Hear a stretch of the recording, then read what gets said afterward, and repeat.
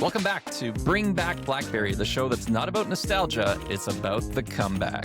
Because buttons aren't a step back, they're the future of smarter, more purpose-built devices. I'm CrackBerry Kevin, the instigator behind the Bring Back BlackBerry movement and the guy trying to get on BlackBerry's board of directors so the community can get a seat at the table.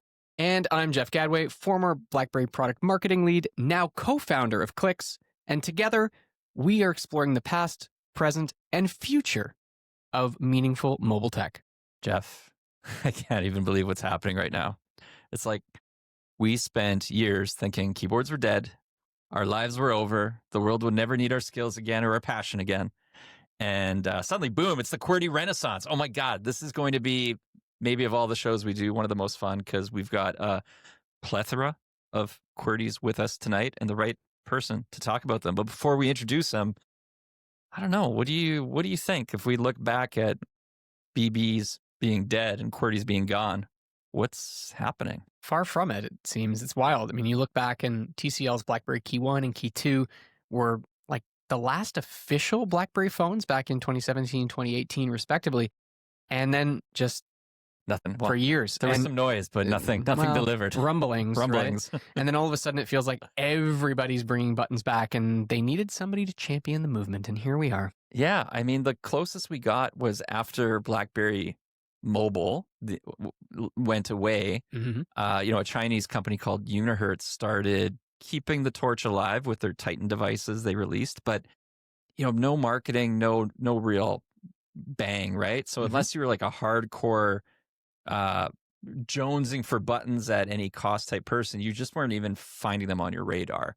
And now all of a sudden, I feel like, I kind of feel like we changed the game when we launched Clicks. The White Knight, January 2024, when Mr. Mobile made some noise.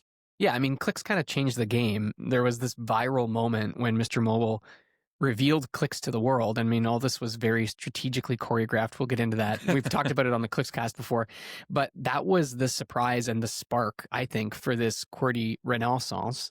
And after that, the floodgates just opened up, and now you've got a ton of companies and projects that are really leaning into this better with buttons movement. And we're seeing it firsthand. I don't think it's about nostalgia anymore. It's really validation that people want control again. They want a different option in the market. I think you look at smartphones and the market has been saturated with touchscreen slabs. And now there's room for this verticalization to happen where you can build something unique and purposeful and have it be better at some things. And for some people, that's exactly what they want. Mm-hmm. So it's super exciting to see it happen. Absolutely. And to help us unpack this QWERTY comeback, we've got a guy. No, we've got the guy. For sure, the guy. Who's been documenting it better than anyone else. The one, the only, Retro Jake. Yeah. So, I mean, Jake, you've been, you created the returning Retro YouTube channel. Guilty. You recently joined CrackBerry.com, which has been resurrected, not as a BlackBerry fan site, but as a site around intentional and purpose-built tech, where you're the managing editor. And you recently wrote, I think it's probably the definitive keyboard phone buyer's guide for 2025, which you think should be a really short article with like one or two options. And it turns out there ain't. There are a lot of options in it. So, Jake, welcome. But here's the thing about yeah. Jake. He's kind of like Batman because he's not a full-time tech journalist. Not yet, anyways. I don't know if that's the ultimate goal. Actually, financial controller by day, but a hugely deep passion for intentional purpose-built tech. I've just always been blown away by your enthusiasm and like boundless energy. And I think you've been testing every single keyboard phone that's worth knowing about right now. Totally. Jake, welcome to the show. Excited. Yeah, let's talk about what's going on, because for the first time in probably a decade, it truly feels like buttons are back. And I'm going to say I don't want to jinx it, but there's too much going on right now to deny it. Yes, I would say you guys, to the point you made earlier, Clicks sort of sent out the call and we are starting to see it be answered. And I think that as an example of what the market is looking for. Clicks is a great exemplar in so many different ways, which maybe we can get into. But I think I couldn't agree more. Like, people are speaking with their wallets in many cases as well, showing that buttons are more than just a thing of the past. So we're going to talk about like why we think this is happening, but what happened to you? Like, what is your story to go from accountant controller by day to like intentional tech? I mean, you must have been a BlackBerry fan back in the day. I feel like that's a prerequisite if you're with this level of passion that you have. But what was your story? Yeah, so for me, it was one day, I can very, very vividly remember this. I reached for my pocket, I grabbed my phone because I needed to do something, and then immediately forgot what I was going to do and opened a social media app instead. I don't know if I should say which one it was. It was Instagram, I can tell. It was Instagram. You're right. Got me. And I kind of had this almost out of body experience where I was like, oh my gosh, like I just needed to do something, and I automatically did something else entirely. And it was really just this whirlwind of my goodness, like I grew up before the smartphone world, and I am finding myself in this doom scrolling, I don't know, nightmare sphere. What hope do my kids have? You know, or anyone that just never knew anything before the smartphone, or that their entire life, the smartphone has been the forefront of how they interact with other people. And I just started looking for options for things out there. And to be frank, I found some beginnings, but no one really had what I needed. And so I just decided to do it myself, and Returning Retro was born. I love it. And the goal with Returning Retro, just share the knowledge, share the solutions. Well, and it was kind of a thing to be like, you know what, this sucked going through this process. So maybe I can create a place where people can come and sort of learn from my mistakes, or honestly become a resource for people that are looking for something like this, a way to, instead of, you know, the phrase that I kind of kept coming back to was become needlessly compulsive when it comes to tech. They're using stuff compulsively that they don't need to. And I found myself very much in that loop. And so I thought, you know what, let's create a resource or a community even for people that can find that purpose-built solution. Well, amazing. I really appreciate it. I mean, when I just found Jake, you know, because you're fairly new on the scene. Very much, yeah. But I'm like, oh, this guy's got the passion that you don't often see anymore in tech YouTube content. I'm like, he's coming at it with fresh enthusiasm, and I just love it. So I love that too. And you know, it kind of as a segue, you talk about wanting to be a resource to people who are navigating this kind of emerging scene of purpose-built tech. Maybe it's no surprise then that you developed this key phone buyer's guide for 2025. And one of the things that, you know, we've already been kind of dancing around it is this notion of, you know, the QWERTY renaissance, right? And really interested to understand from your perspective, how did we go from total silence after 2018 to now having, I don't know, a dozen buttoned up options on the market again? Like, what happened? I think there are a few things. I mean, just speaking from my own experience, I haven't done a bunch of research into this, but there was sort of a number of things that all kind of happened all at once. You see a number of books coming out over the course of the last 5 or 6 years that are talking about, specifically for kids. I mean, I'm a dad, you know, I've got some kids of my own. And so this is something I think about a lot, that just talks about how dangerous it can be for kids to be in this always online environment too early. The anxious generation is one that comes up a lot. And having read that, it was very eye-opening for me. And it just, again, it called back to me this idea of back when tech was used as more of a tool and less of a Swiss Army knife, everything, your encyclopedia, your let's order everything, you know, or your online shopping, your entertainment. And I think that for me, going and seeing what options were out there at the time, the keyboard on a phone was something that just always, it was just down to business for me. You know, I had, and I might be the odd man out here, I loved the Pearl phones. I had the 8100, the 8120. I love it, Pearl. The 9100 was awesome. And to me, it was like, it was smart enough that I could do what I needed to, but it wasn't enough to suck me in. And I think that we've just had people starting to realize, hey, what if I could use my tech as a tool and not just be completely trapped by it? But there weren't a lot of options. And this, again, I have to give credit to Clicks of bringing something new. You know, I went back to the old BlackBerries in as much as they still worked, weren't a lot of options. I think, you know, the Key 2 being one of the last ones that you can really kind of still use today. And once the floodgates opened, I think more and more people, obviously there was the trending on, was it TikTok or maybe Instagram? Yeah. You know, some of these younger folks that never had BlackBerries originally were like, hey, this is kind of cool. I can just do my stuff and unplug. I think I think we're just seeing that start to become a more understood phenomenon, and more people are just looking for something, a better way to use tech. We've got a pile of devices with buttons sitting in front of Jake right now. So if you're listening, you can't see them. If you're watching on video, we're going to start holding them up here. I mean, can we just run through some of what's happening? Because you just mentioned, you know, we have the old Key 2, those still work. We've got Clicks keyboards, which we've mentioned, which are out for, you know, iPhone 14, 15, 16, 17, Google Pixel, Moto Razr, which that's a really fun one, the Razorberry. What's this e-ink one here that kind of looks BlackBerry-esque?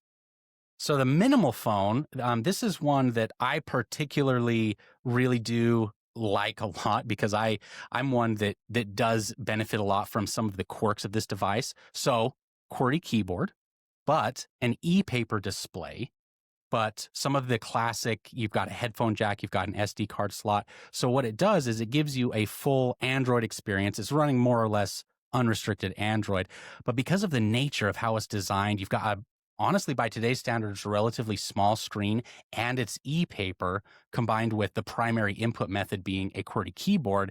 It kind of makes it, by its very design, be one that you have to want to use it. Right. And that's something that I personally was drawn towards with the minimal phone, and some of the others that you see here on they have some of those similar attributes as well, but.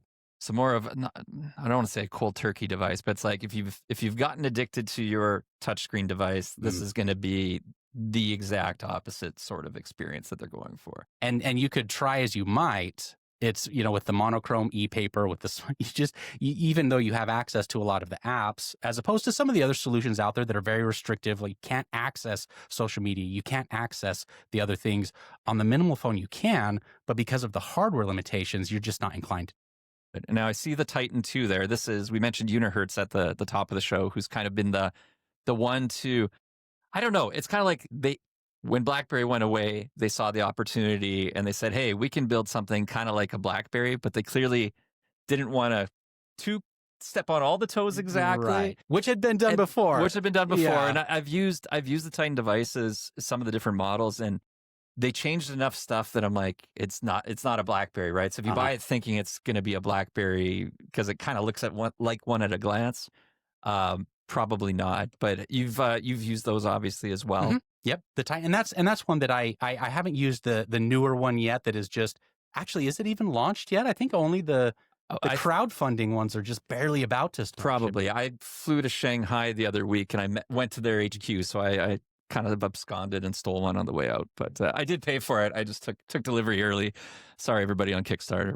I think great that it's out there. I was back number 48. I deserved it for flying across the ocean. What else do we got? So I know there's some other fun ones, and maybe what is getting a lot of like, I'd call it hardcore community attention, is not a new device, but more like a restoration. I mean, you're returning retro. Yes. I know we've talked before, and you have a rant between the use of the word vintage and retro. So what am I looking at in your hand right now? Well, the rant is very easily summed up with vintage means old, retro means new, but like old. So what is the Zinhua Q25? So the Zinhua Q25 here, hold it up for the camera, is a resto modded BlackBerry Classic, which I know some people call it the Q20, but the BlackBerry Classic, a really, really neat passion project by a group based out of China, Zinhua Technologies. They yanked the guts out of the BlackBerry Classic and basically shoved in a modern Android phone, keeping the same BlackBerry Classic form factor, the great keyboard, even stuff like the SD card slot, the headphone jack, the notification LED. It's all still there. but you've got a more modern operating system, and you Is have this access legal? to Is the next question that comes to mind. Let's not answer that question and move on. No, but it's so cool to see interesting. them bring back BlackBerry in a different way. I mean, we talked on the last episode, our first episode, that Very true.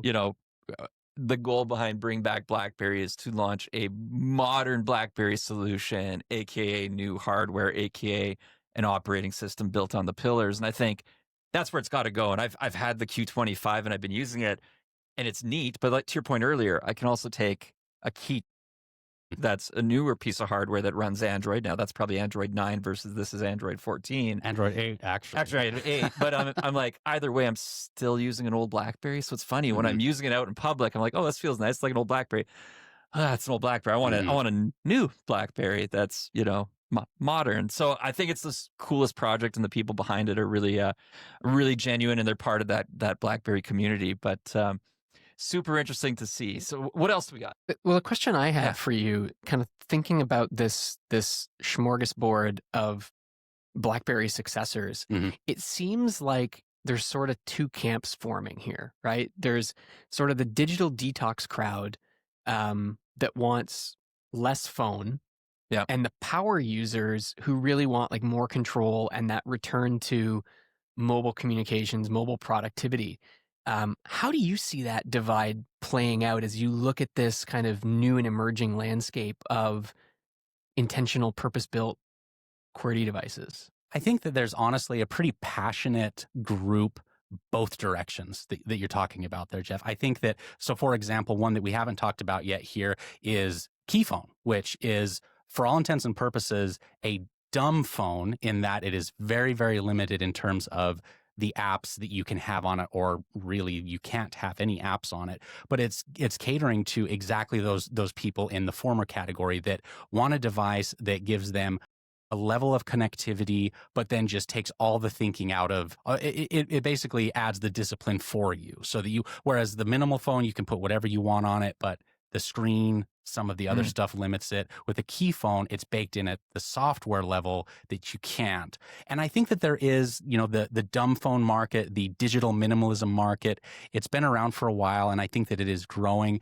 But this was another aspect of starting Returning Retro, going back, Kevin, to what you were saying, is I think that there's almost a bigger market that is more interested in the intentional tech, the purpose-built tech, like that other category you mentioned, Jeff, where they want something that is really good at the things that they need without maybe the restrictions of a dumb phone, but still bring back some of those power features, such as the keyboard or some of the other hardware things as well. And this is a market that I don't think has really been around very long. I think that the people have been there, but there really haven't been that many products that they can go to.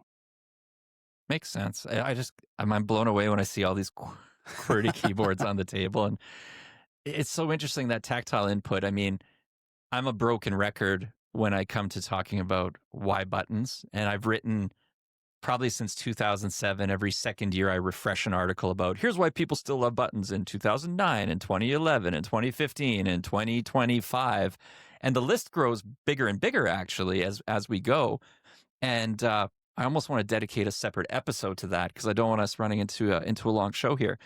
But with younger, I understand how all of us miss buttons, but even with younger users gravitating back to real buttons, do you think it's, is it nostalgia hooks them in and then they just like tactility? Do you think it's a better experience overall, or just more intentional? Or it just doesn't matter, it's buttons are better? I think I would even go one step further. I think it is, to a degree, baked into us as humans. So I noticed this the other day, and I'm sure you guys probably have a phone box somewhere where you've got just a number of devices that are sitting there, and I do as well. So I have a toddler. He's not quite 2 years old, and every now and then he comes in to say hi in my office, and he discovered the phone box one time, and he always runs to it. And there's probably 40 devices in there, many with keyboards, many without. Yeah. Guess which ones he always grabs? Yeah. The buttons, and obviously he's just a little kid, but he can't do anything with the buttons other than press them. Yeah. And so I don't know. I think that's something built into us. I've got a laptop in front of me with buttons. I have an iPad that's just a bigger iPhone, but when I use it, I throw that keyboard on it to give it buttons. And it's so funny that the world flips out when you put buttons on a phone, because it's the same answer. It's like add buttons, be more productive wherever you are. Turn it from consumption to composition to creation. And it's such a no-brainer. But, I still blame Steve Jobs to this day for just declaring this cultural war when he introduced the iPhone. But I mean, if we were selling the iPhone without buttons, we would have done the same thing. But it just kind of brainwashed too many people for too long. But I like that the Renaissance is here, because now we can re-educate a world, and your kid knows it by default. By default. The other thing I think about when you ask that question around like what's driving people, is it just nostalgia? Is it a better experience? This is going to get kind of cerebral here, so I apologize. But, I think as a human species, we are driven for connection, right? We are a social species. We're driven by connection. We want to feel connected to the people and the things that mean something to us. And having tactility gives us physical connection to the content we create. And funny enough, through clicks, we've heard from a lot of people who've said, well, having a buttons on my phone, whether they're past BlackBerry users who are, rediscovering buttons again for the first time, or people who are literally brand new to buttons, they're like, I feel more connected to my content. I feel more connected to the people I'm engaging with. I feel more creative. And that's like hard to quantify, right? But it's very visceral for people. And I think at a time right now where people are searching for connection, tactility in the products that we use can offer something that was lost in the move to lifeless flat slabs. That's my cerebral. I think I love it. I mean, when you tell that story, it reminds me of back in 2017, 2018, and I was working with BlackBerry Mobile around, promoting and getting the community jazzed up around the Key 1 and Key 2 launch. And I was actually in New York. I won't give away his name, but, works in the music industry, hip hop industry, with a lot of famous artists. And I gave him an early preview of the Key 2 because I had prototypes pre-launch. I'm like, you want to see the new hotness from BlackBerry? I'll go show it to you. And he grabs and he starts typing, and he's just like, it's like typing with soul. Buttons have soul. It allows me to take what's in my brain and actually, through a tactile response, create. And if you think about people who create on a regular basis, your hands are the creation. They're the thing that moves you into taking what's in your head and actually doing it. And it could be chefs, it could be builders, it could be anybody like that who uses their hands a lot. And I think they value that experience so much more. And somehow when you tap dead glass, it just isn't there. And it's then lifeless. It's lifeless. Yeah. It's just the soul is gone. It's like communications have feeling and emotion, right? Like if I'm angry typing, it's gonna be different than if I'm, lovingly typing my wife and having like real buttons. I don't know. There's something very. And I would even go even a little bit more. Sorry, I mean, I think I 100% agree. But I think what means more, saying hello to your wife or giving a hug to your wife. That connectivity. And I think that in a smaller way, that keyboard added back to the phone. I don't know. I'd never heard it put that way before, Jeff, but I totally agree. And I think that's very true. The emotion of someone listening to you type is real. Yeah. I mean, I bet you could do a blindfolded test, and just based on the energy going into the keyboard, you could tell what emotional state that person's in. But I think we're getting, a little bit too deep into the keyboard. I mean, we're all like, we love keyboards, we love buttons. I mean, as we've talked about before, the Bring Back BlackBerry movement is more than just buttons. It's about an ethos and everything else. And I think, this was going to be your question, Kevin, but I'm just dying. I can't not ask it. Just go. And Jake, you've had a lot of conversations with a lot of these founders, right? Probably more than most people on the planet. And so you're getting to know these makers, these innovators that are at the nexus of this movement. What's motivating these people and these teams to build these products? Why are they doing it? I think to a person, they really have a deep care about people. They have a deep care about their customers, their potential customers, and they want to give them the ability to get more of their life back, more of their time back. Thinking just off the top of my head, a couple of conversations I've had recently, very much a part of how they approach changes to this software feature, changes to this design feature. It's all about that, giving that end user back more time or more attention to give to the things that are really important as opposed to the things that kind of suck us in. And I think that that is pretty common off the top of my head, I can't think of someone I've spoken to that there was really much of a variation on that theme. And that's something that has also, I think there's a strong sense of camaraderie and collaboration or willingness to collaborate among builders in this space because they all have the same goal. They want people to have more time back. I think what's so cool is, I mean, we're here in Brooklyn. We're meeting Jake for the first time in person. I mean, it feels like we're old friends. It's so weird. You know, I'm like, it was the most anticlimactic thing. I'm like, I talk to you all the time. I was gonna I was gonna film like the first meeting. You're even of better CBK looking and in Jake. person than I envisioned. You're 1 inch taller than I thought. No. And then I was like, oh yeah, shucks. it's like we've known each other forever. It's so funny. So we're doing this kind of bring back BlackBerry kickoff meetup event. And what's amazing is we kind of put the shingle out to the community, right? And you know, there's hundreds of thousands of people that are following, tens of thousands that have signed the petition. And so we got people saying they wanted to come. But what happened next was crazy. We started getting these manufacturers being like, well, I'll come. I'll fly in from Toronto. I'll fly in from here. You know, like I'll send devices. I can't be there.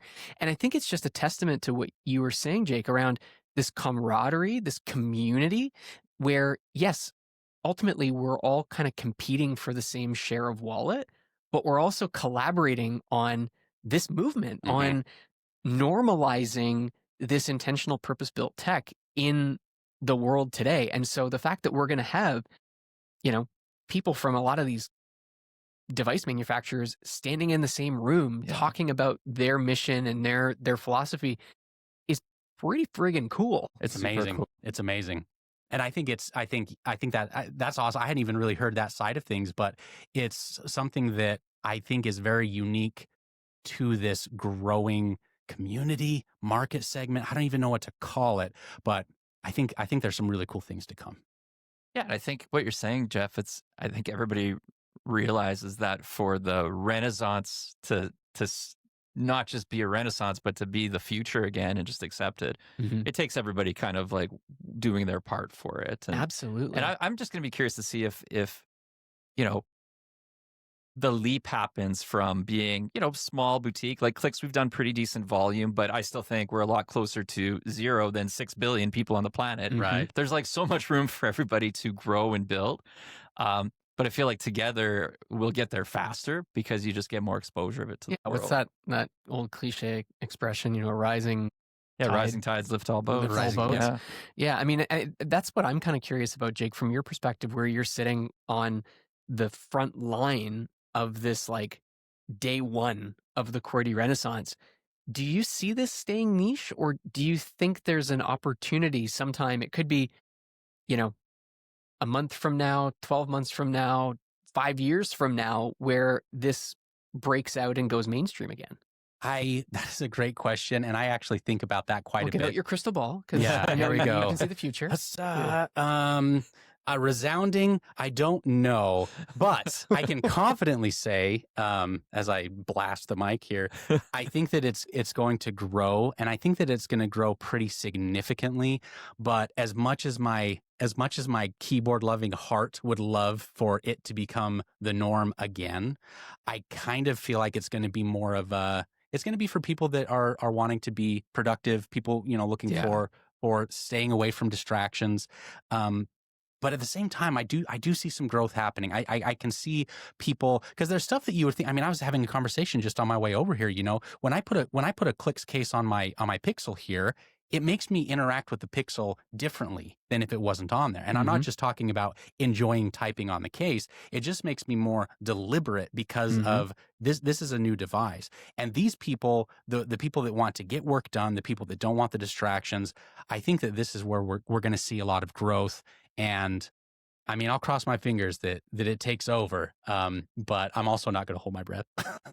I think it's going to find its place and it's going to stay. I mean, honestly, I travel a lot, and you see how people use phones around the world, and it's not about buttons versus touchscreen versus voice dictation. It's really about the right mode of communication at the right time. Right. Some of the romantic languages, they take a lot of words. Words are long. Typing them is less efficient than screaming a voice note and sending it. And I appreciate that. But sometimes you can't talk and you can't tap a auto-suggested reply. You actually need to compose and create on the go. Mm-hmm. And I think what we see is there's, a lot of people whose day job and what they do is they're on the go. They're sending and receiving hundreds of messages. That's a big market. So like when I look at what we did with clicks, or even when I think about bring back BlackBerry and what we would do with the BlackBerry trademark and license to build modern devices again, my open for debate on future episodes, but my preference would be to go back to what BlackBerry was at the start, which was more communication centric, productivity centric. And for some people, it's interesting. That could mean it's their daytime phone and their off hours work phone becomes their full touchscreen slab. Sure. For some people, it's the opposite, where it's like, oh, this is my weekend messaging device because maybe I'm not as quick on the buttons and I become more intentional and my daytime phone is that. Or for some people, it might just be their primary because they're like, oh, this is everything I need and nothing more. And it excels at what it's great at. So yeah. And I wonder too if we may start to see more people, there was a long time where you had your laptop and then you had your phone, and then that kind of morphed into you had your tablet and your phone. I wonder if we might, kind of in that same vein, Kevin, have a primary phone and a secondary phone where you would have just an iPhone, a Pixel, a Samsung for one purpose, and then you'd have your button phone for another purpose. Yeah, and some compartmentalization. I just think I that see so many people with two phones still that are both big phones, right? So I feel like if you had a credible purpose-built smaller phone with that big phone, you would see more of that happening versus two ginormous slabs. Totally. I mean, I just think that in doing that, not to get back into that debate around like, is it detox versus, power productivity? I think that there's got to be, in order for this to work, it's not about restriction. It's about control and freedom, right? I mean, my take, and this is, I guess a strong opinion, strongly held, is that one of the downfalls of BlackBerry is that it forced you to make choices and compromises, right? And while I do think there's an opportunity to have a very tightly positioned intentional tech product, where I think some of these products that are on the table maybe have fallen short is that they don't deliver the full package, right?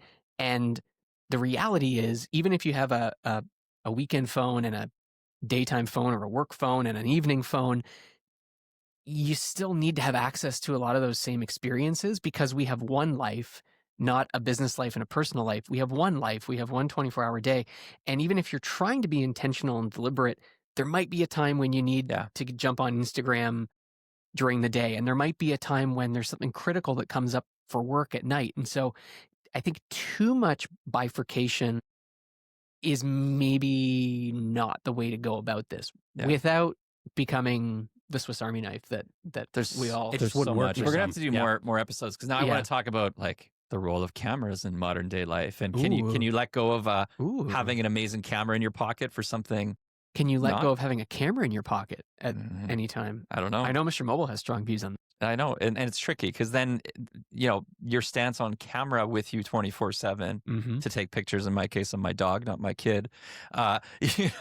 There's some compromise you're willing to have, some that you're not, and then that dovetails. Do I need one device or two? And I fell in love with BlackBerry at the start because it was the best tool on the planet at the time. And then as other tools emerged, I'm like, oh, maybe it's still pretty good, but I'm And I think we need to explore like what does that mean today if it's not the single Swiss Army thing. And if I could just throw one other thing, and this is, I love that the conversation has gone this direction because I have this with some of the other builders as well, is there's really not going to be there's not going to be an one size fits all for every single person. Sure. This is something that I have noticed with Returning Retro as I've kind of tackled this intentional tech middle ground that no one really has covered at any great length.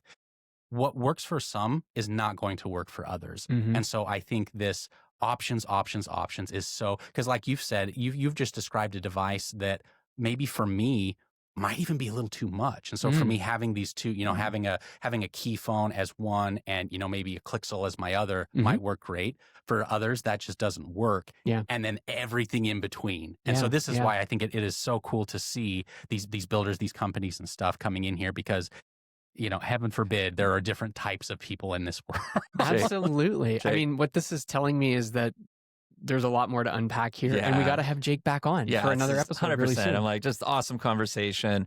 I think we can finally say it without a doubt. The button renaissance is officially on. Like, this is kind of funny to look at. And Like, it's not just nostalgia. It's course correction. After a decade of touchscreen addiction, people are finally realizing that physical keys and purposeful experiences make digital life more human again. 100%. And if you want to see the devices we talked about today, check out Jake's full buyer's guide on crackberry.com. Visit his channel, Returning Retro, on the YouTubes. And while you're there, head on over to bringbackblackberry.com, sign that petition, and get involved in the campaign so that we can help push this movement forward, baby.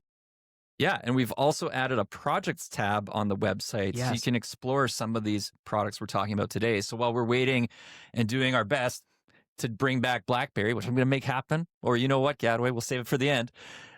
You know I'm going to not stop until I can do that for the community. But in the meantime, go.